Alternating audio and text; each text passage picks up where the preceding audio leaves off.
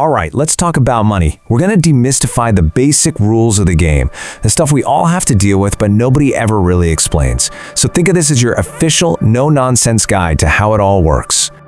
You know that feeling, right? You get your first real paycheck. You see that big number and you start making plans. But then you look at your bank account and a huge chunk of it has just vanished. It really is like some weird modern ritual where you're forced to hand over your hard-earned cash to these invisible forces. So, where does it all go? That's the big question, isn't it? Let's actually follow the money trail and see what's happening behind the scenes.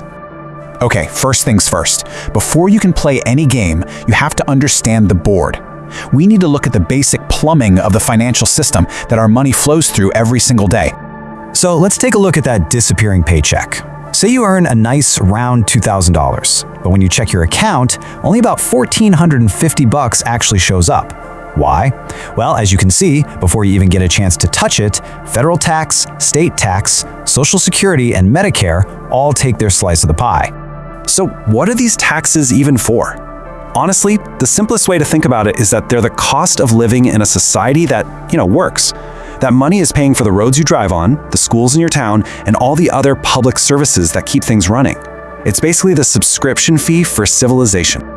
Okay, so you deposit what's left over into your bank account. You probably picture your money sitting in a big, secure vault with your name on it, right? Well, I've got news for you. That is absolutely not how banks work. The second your money goes in, it's already on its way back out into the world. This whole system is called fractional reserve banking. And here's how it works in a nutshell. You deposit $1,000, the bank only has to keep a small piece of that on hand, maybe $100. The other $900, boom, it's immediately loaned out to somebody else. Your money isn't sitting still, it's funding someone's car loan or, a new jet ski. And then that person deposits the $900 and their bank does the same thing. This is how the banking system literally creates more money in the economy. So you're probably thinking, if the bank is just lending out my money, why bother? Well, a few really good reasons. For one, it's a heck of a lot safer than stuffing cash under your mattress. You also get the incredible convenience of debit cards and online transfers. Plus, they pay you a little bit of interest. And maybe most importantly, in the US, your deposits are insured by the government up to $250,000. All this kind of leads to a wild philosophical question. What even is money? A dollar bill is, at the end of the day, just a piece of paper. It only has value for one reason, because all of us collectively agreed that it does. It's a shared belief. The only real difference between that bill and a random stick you find on the ground is that we all believe in the story of the dollar. It's kind of a mind bender. Okay, now let's talk about some of the actual tools you can use in this system. I want you to think of these like two-sided coins. If you use them one way, they can build you a fortune, but if you flip them over, they can absolutely break you. And the most important concept here is interest. I absolutely love this definition. It's simply money's way of charging rent. It's perfect. If you're borrowing money, you have to pay rent on it. If you're the one lending money, you get to collect that rent. It really is that simple. And here's where you really need to pay attention. When you are paying interest, like on credit card debt, it is your absolute worst enemy. It compounds on itself, and that's how a $12 burrito can turn into a $50 regret a few months later. But when you're on the other side and you're earning interest from your investments, oh man, it becomes your best employee. It works for you 24/7, never sleeps, and just quietly makes you more money. Next up, your credit score. That little 3-digit number has a massive impact on your life, but here's the thing most people get wrong. It has nothing to do with how rich you are. It measures just one thing: trust. It's a financial trust score that answers one question for lenders. If we loan this person money, are they going to pay us back? So what are they actually looking at? Well, the biggest factor by far is just your payment history. Do you pay your bills on time? They also look at how much of your available credit you're using, how long you've had your accounts, and the different types of credit you have. It's a game, for sure, and those are the rules. All right, let's zoom out a bit, because beyond your own personal finances, there are these huge economic forces moving all around us.